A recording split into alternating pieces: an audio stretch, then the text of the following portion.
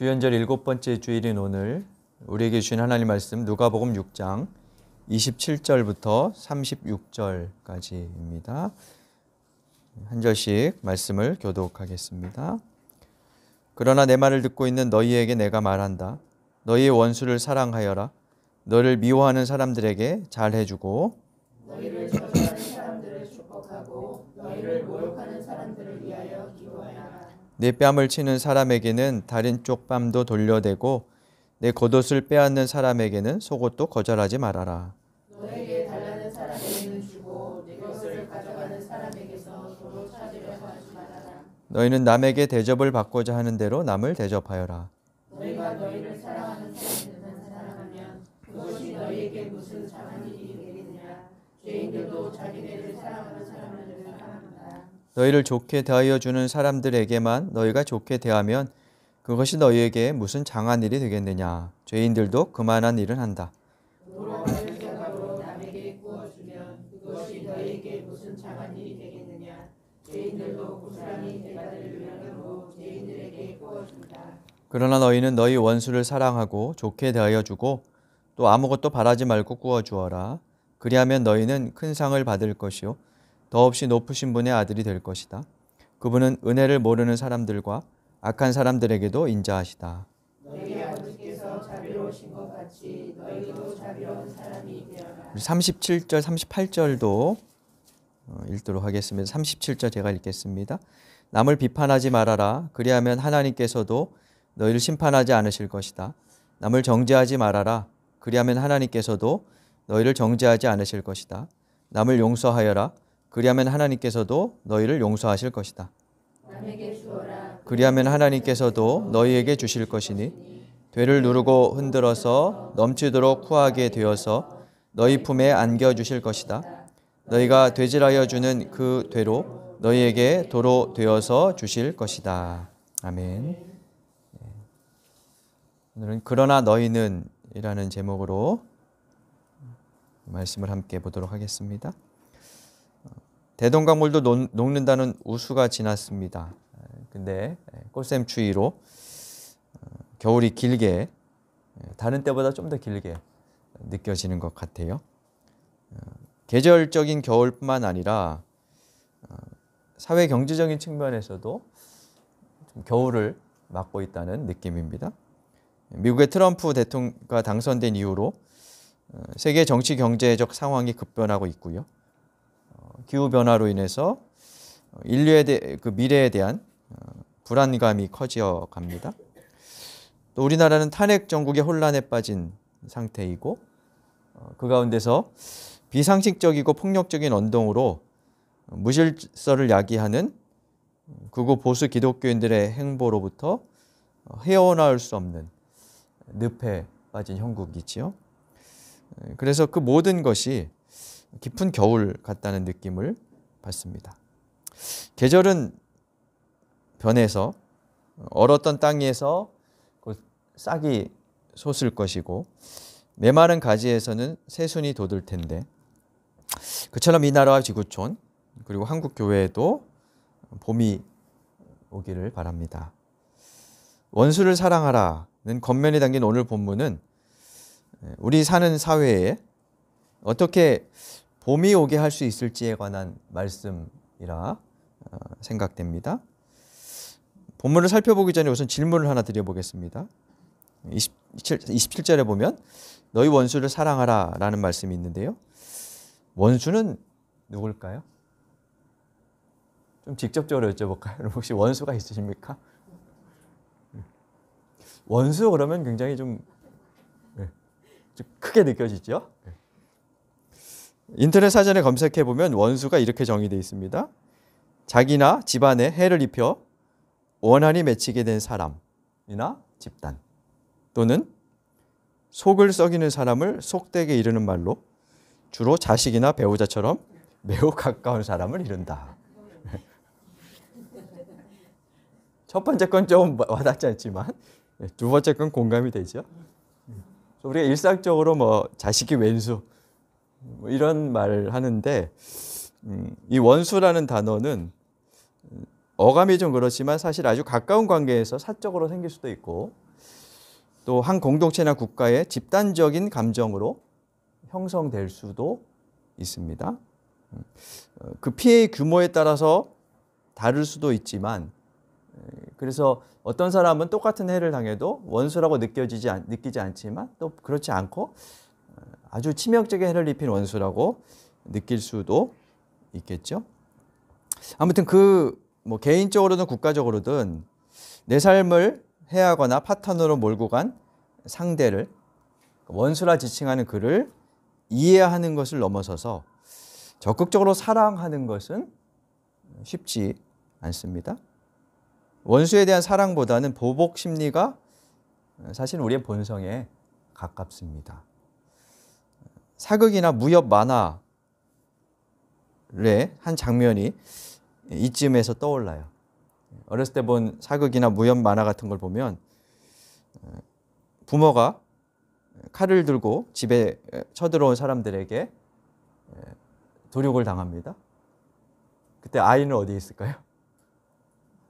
주로 텐마루 밑에서 입을 가리고 눈물을 훔치며 그 광경을 지켜보지요. 그리고 텐벌에서 나와서 수년간 무술을 연마하고 성인이 된 후에 부모를 죽인 사람에게 찾아가서 부모의 원수를 갚기 위해 오늘만을 기다렸다 하면서 단칼에 상대를 쓰러뜨리고 복수하는 장면이 흔히 보던 사극의 장면 내용입니다. 그걸 보면서 우리는 통쾌함을 느낍니다. 그것은 원수를 되갚고 안갚음하는 것이 일반적인 사람들의 심리이고, 또 그래야 정의가 이루어진다, 그게 정의다라는 인식이 우리에게 깔려 있기 때문일 겁니다. 근데 그렇게 서로 원수를 갚고 보복하다 보면 공동체는 붕괴되죠. 그래서 현대사회는 아무리 깊은 원한이 있어도 개인적인 안갚음을 금지하고요, 모든 보복을 국가에 위임하죠. 공권력이라는 이름으로 법에 정한 테두리 안에서 법적인 보복만 허용될 뿐입니다. 내가 누군가에게 찔렸다고 해서 그대로 되갚을 수 없고, 내가 누군가에게 교통사고를 당했다고 해서 너 여기 서 있어 하고 내가 똑같이 할 수는 없는 노릇이죠. 법적인 보복은 사실 피해자의 마음에 그렇게 흡족할 수는 없을 거예요. 그럼에도 불구하고 서로가 서로에게 보복하며 사회가 무질서해지는 것보다는, 그래서 늘 자기를 지키기 위해서 불안해하며 사는 것보다는 공권력에 맡기는 편이 서로를 보호하고 공동체를 유지하는 길이기 때문에 역사를 오래 반복하며 그런 길을 우리가 택하게 된 거죠. 문제는 이제 그런 공적 보복이 모두에게 공명정대하거나 정의롭게 행해지지 않을 때, 또 그렇게 느껴질 때이죠. 그래서 때로는 법은 멀고 주먹은 가깝다거나 유전무죄, 무전유죄라는 울분이 남의 이야기가 아님을 깨닫게 되는 경우도 있죠. 따라서 공적 보복 그리고 공적 보상이 공평하게 이루어지는 세상을 만들어 가려는 것, 사실 그런 노력이 우리에게 필요하죠. 예수께서 사시던 1세기에는 어땠을까요? 이때는 사법체계가, 물론 사법체계가 있었지만 그 사법체계 안에서 모든 것이 이루어지지 않았던 시대였습니다. 특히 예수께서 사시던 팔레스타인은 로마 제국과 그 대리 통치자인 헤롯 가문에 맞선 반란이 거듭 일어나던 분쟁의 땅이었습니다.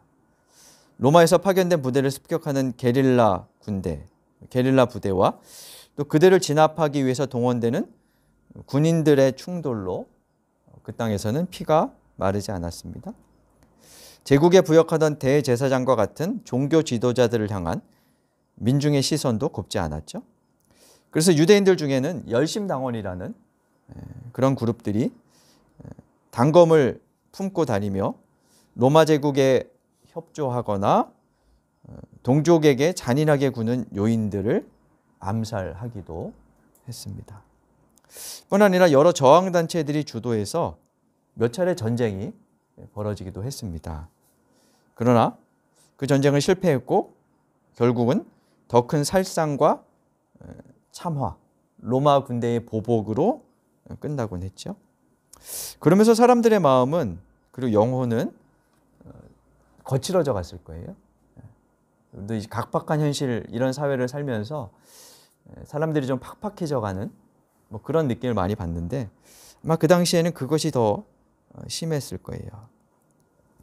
누가 내 원한을 대신 갚아주지 않기 때문에 내 원한은 내가 갚아야 하는 것이고 원수는 진멸시켜야 하는 것으로 여겼고요. 칼로 문제를 푸는 것이 당연시 되던 시대였습니다. 힘이 곧 정의였고 보복은 정당한 것이었습니다. 그래서 그 시대의 윤리를 한마디로 말하면 받은 대로 갚는 것이었다고 할 수 있습니다. 예수님은 그런 무수한 전쟁과 분쟁 그리고 격돌의 한 세계 속에서 태어나 사셨습니다. 그 한복판에서 무슨 생각을 하셨을까요? 그런 시대에 평화를 꿈꾼다 하는 것은 여간 어려운 일이 아니었을 겁니다. 그런데 오늘 본문을 보면 예수님은 비폭력의 길을 선택하셨고 더 나아가서 지금 평지에 모여있는 한 무리의 사람들에게 원수마저 품고 사랑하라는 말씀을 선언하고 계십니다. 오늘 본문은 그러나로 시작되죠. 27절에 보면 그러나 내 말을 듣고 있는 너희에게 내가 말한다 이렇게 시작됩니다. 이 말은 지금 모여있는 사람들이 앞달락의 이야기를 듣고 있는 상태라는 거죠. 그들의 그 이야기를 계속해서 듣고 있는 그 사람들에게 그러나라고 말씀합니다. 앞에 나오는 내용은 우리가 지난주에 보았던 말씀입니다. 너희를 향해서 네 개의 복을 선언하시고 또 너희를 향해서 네 개의 화를 선언하십니다. 그 동일한 대상에게 27절 이하의 말씀을 하고 계시는 건데요. 앞에서 너희는 두 그룹이었다고 생각이 돼요. 하나는 복이 선언된 사람들 20절부터 23절에 보면 지금 굶주리고 있고 슬피 울고 누군가로부터 미움을 받거나 배척을 당하는 사람들 그들이 한 무리가 있고요. 그들에게 너희라고 말하죠. 그리고 다른 하나는 화가 선언된 사람들 24절부터 26절에 보면 부유한 사람들, 배부른 사람들 그리고 지금 웃는 사람들 뭐 이런 사람들이라고 할 수 있습니다. 27절에서 29절까지를 보면요. 앞에 나왔던 22절에 나왔던 단어들이 반복되죠. 미워하고 저주하고 모욕하고 뭐 이런 단어들이 반복됩니다. 그러니까 앞에 복이 선언되었던 사람들의 현실을 27절부터 29절까지에서 반영하고 있는 것으로 볼 수 있어요. 그들은 누군가로부터 미움을 받고 저주와 모욕을 당하는 사람들이고요. 누군가로부터 뺨을 맞거나 겉옷을 빼앗길 위기에 있는 그런 사람들이었습니다. 그들에게 예수님은 나를 미워하는 상대를 사랑하라 라고 말씀을 하시는 거죠. 근데 이 말씀은 그들에게만 하신 것은 아닙니다. 반대편의 사람들에게도 역시 하고 계시는 거죠. 제자들을 미워하고 저주하고 그들의 뺨을 때리고 그들의 겉옷을 빼앗아 가려는 사람들.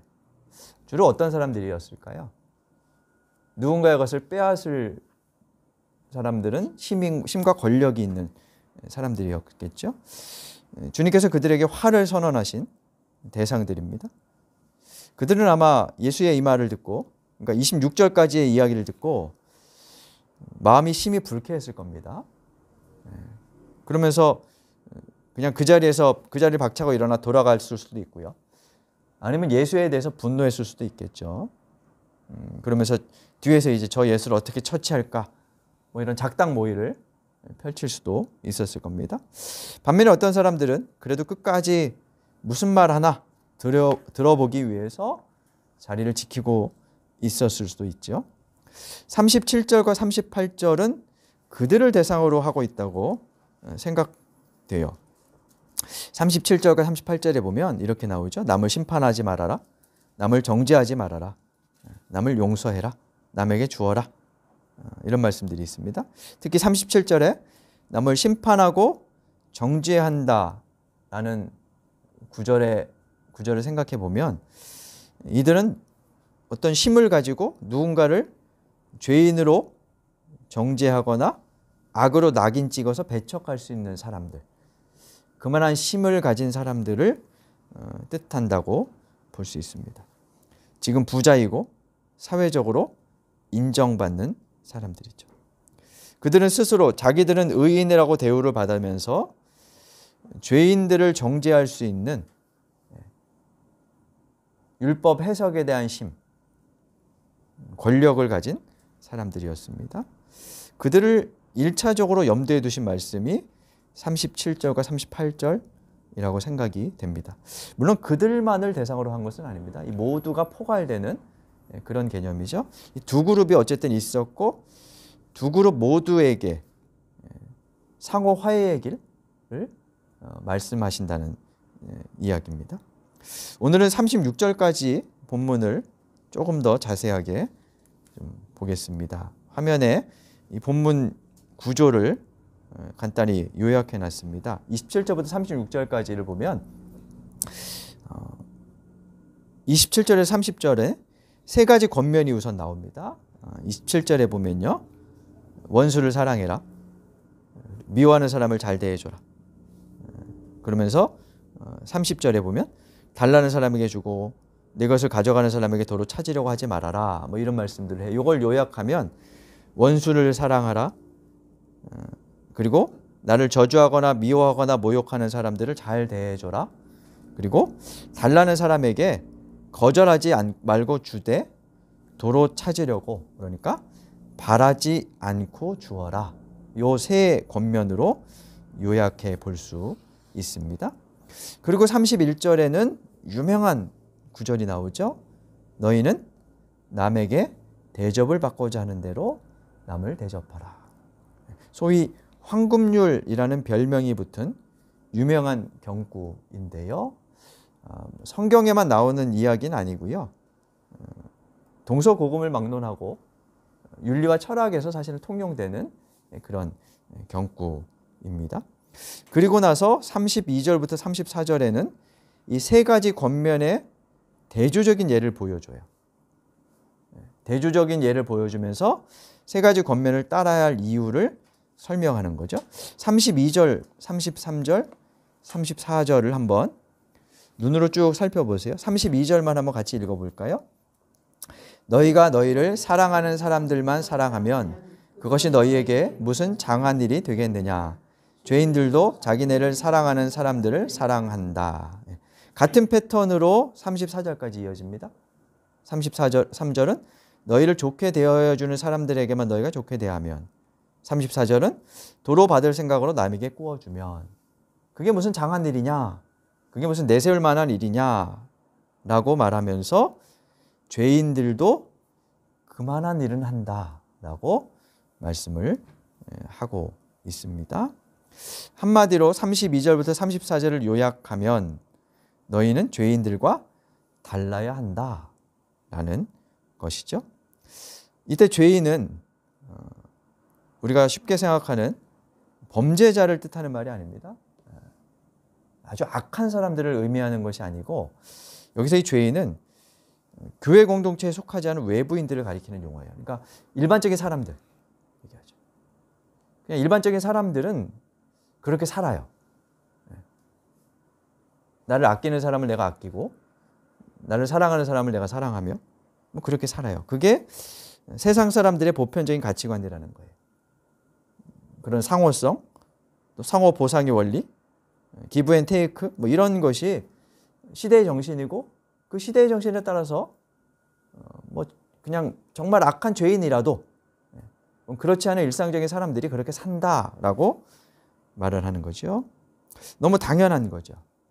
그게 세상의 상식입니다. 그 상식적으로만 살아도 사실은 잘 사는 것이라 할 수 있습니다. 근데 35절은 반전해요. 35절에 보면 그러나 너희는 이렇게 시작하죠. 그러나 너희는 이라는 요 구절, 요 단어만 보면 너희는 그렇게 살면 안 돼. 이 말을 지금 예수님께서 하고 계시는 거죠. 앞에서 죄인들도 이렇게 한다는 말을 하시고, 그러나 너희는 다른 길을 가라 라고 말씀을 하시는 거죠. 그러면서 35절에서 다시 한번 세 가지 권면을 요약합니다. 35절에 보니까 그러나 너희는 너희 원수를 사랑하고 좋게 대하여 주고 아무것도 바라지 말고 꾸어 주어라. 그리고 후반부에서 그리하면 그 실천에 따른 보상이 있을 것이다 말씀하시고요. 36절에서 결론적인 권면으로 본문을 정리합니다. 36절 한번 같이 읽어보겠습니다. 너희의 아버지께서 자비로우신 것 같이 너희도 자비로운 사람이 되어라. 자비로운 사람이 되어감. 이게 제자들, 그리스도인들의 존재 목적이라는 겁니다. 35절 중반부에 보면 이렇게 살면 더 높으신 분의 아들이 될 것이다 라고 하는데요. 아들이 될 것이다 하는 말은 이렇게 살면 구원받는다 하는 게 아니라 사람들이 가는 길이 아닌 다른 길, 사람들이 사는 방식이 아닌 다른 삶의 방식을 통해서 너희가 하나님의 아들, 딸, 하나님의 자녀임이 드러날 것이다 라고 하는 뜻입니다. 본문은 사실 직관적으로 이해하기는 쉽습니다. 뭐 이렇게 분석하거나 해석하지 않아도 그냥 읽으면서 이해가 됩니다. 근데 이해된다고 해서 따르기 쉬운 것은 아니죠. 따르기는 쉽지 않습니다. 아니 썩 내키지 않아서 좀 한쪽에 밀어두고 싶은 그런 말씀이죠. 그러면서도 마음 한켠은 사실 괴롭습니다. 이렇게 살아야 하는데 하는 그런 신앙적인 압박, 부담들이 우리를 누르기도 하죠. 원수 사랑을 외치는 설교가 많고요. 그것을 듣는 회중들은 아멘으로 응답합니다. 기독교는 사랑의 종교라고 말합니다. 그런 고백에도 불구하고 원수는 둘째치고 우리는 가장 가까이에 있는 이웃조차 조건 없이 용납하지 못하는 경우가 많습니다. 더 나아가서 부끄럽게도 혐오와 분열, 차별 같은 이 사회 곳곳에서 드러나고 있는 갈등의 원인이 기독교인이자 교회임을 발견하는 것이 어렵지 않습니다. 또 원수를 사랑해야지 하는 말씀을 실천하기 위해서 열심히 하는데 그 결과로 우리에게 돌아오는 것은 사실은 허무함일 때가 많아요. 내가 저 사람 사랑하면 저 사람이 변화될 거야. 그렇게 기대하면서 사랑하지만 현실적으로 여러분 그렇지 않죠. 상대방이 내 사랑에 감동해서 변화되는 것보다 용서해도 베푼 사랑을 악용하는 경우가 사실 더 많아요. 그래서 그런 일이 몇 번 반복되면 검은 머리 짐승은 거두는 게 아니라는 옛말처럼 사람을 믿지 않게 되고 사랑하려는 노력을 거둬들이게 되죠. 내일부터 또 여러분 직장에서 또 사회에서 사람들을 만나십니다. 우리가 만나는 사람들 중에는 반갑고 편한 사람도 있지만 불편한 감정으로 만나야 하는 사람들도 있습니다. 어떤 경우에는 갑과 을의 관계로, 가해자와 피해자의 관계로, 또는 정죄당하거나 정죄하는 관계로 만나게 되기도 합니다. 그 관계 속에서 우리는 어떻게 해야 될까요? 우선은 이 말씀을 근거로 피해자에게 일방적으로 가해자를 용서하고 사랑해라 라고 말하는 것은 2차 가해입니다. 폭력이죠. 그 스스로 충분히 그런 마음이 들 수 있도록 도와주는 것이 필요하죠. 이 말씀이 율법처럼 그렇게 적용되게 강요하는 것은 바람직하지 않습니다. 그래서 우리는 말씀을 빌미로 그와 같은 2차 가해를 하려는 태도는 버려야 합니다. 그리고 반대로 과거에 나왔던 영화 밀양에서처럼 가해자가 하나님의 용서를 받았다며 피해자의 감정은 아랑곳하지 않고, 혹은 원수를 사랑하라고 했으니 넌 날 용서하고 사랑해야 돼, 뭐 이렇게 상대에게 용서를 강요하는 것도 무책임한 태도이죠. 아울러 이 구절이요, 신앙인들은 그저 모든 것을 하나님께 맡기고 상대가 저지르는 혹은 사회에서 행해지는 악을 다 용납하라, 뭐 이런 뜻으로 해석되어도 안 됩니다. 정당방위마저 부인하는 것도 아닐 겁니다. 그래서 복잡하죠. 내용은 단순한데 이걸 우리의 일상에서 적용하고 살아내는 것은 사실 쉽지 않습니다. 그리고 우리에겐 이런 심리가 있습니다. 우리를 가해자의 위치에 놓기보다 피해자의 위치에 놓는 경우가 훨씬 많아요.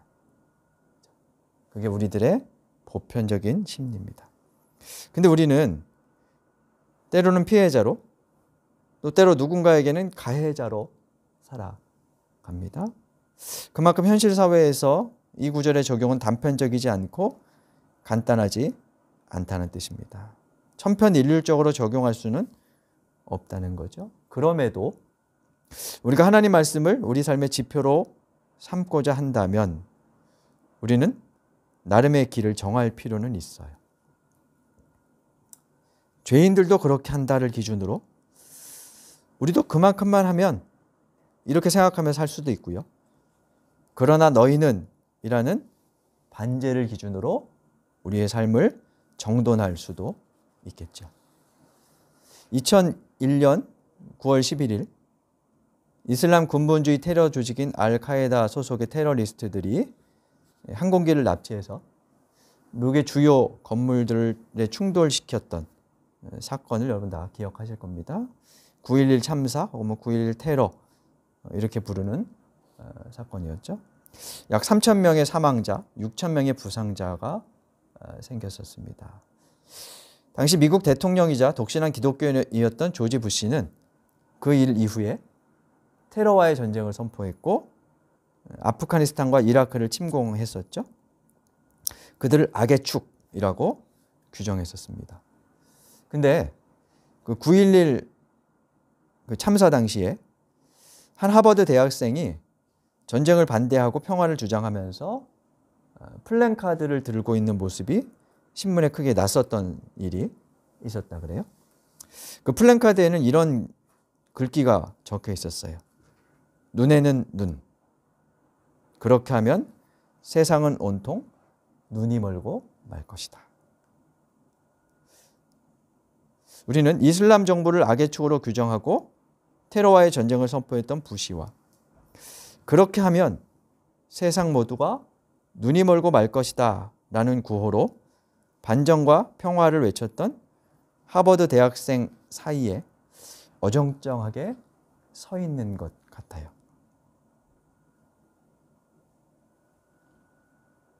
여러분 어떤 길을 가고 싶으십니까?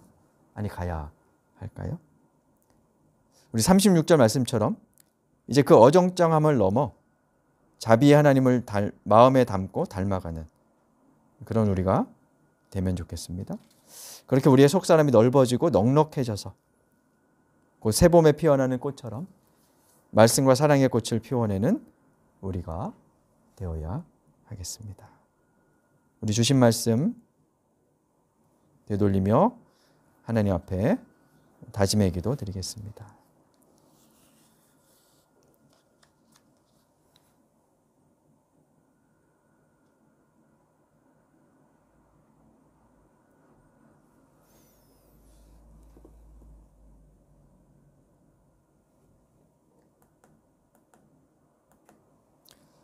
사랑의 아버지, 주신 말씀에 비추어 우리의 마음과 삶을 돌아봅니다.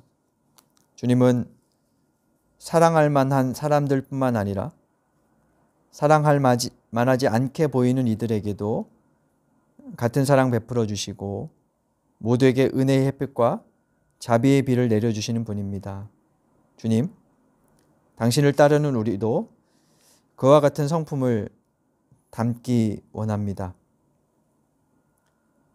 어정쩡하게 갈등하고 요동치는 마음을 다잡아 주시고 미움의 껍질을 한꺼풀 벗겨지고 사랑의 옷을 한 자락 입혀 주옵소서. 그리하여 자비의 존재로 날로 성숙하며 봄에 피어나는 꽃들처럼 이 땅을 아름답게 만들어갈 수 있도록 도와주옵소서. 그러한 저희들도 교회 되게 하여 주옵소서. 예수님 이름으로 기도드립니다. 아멘.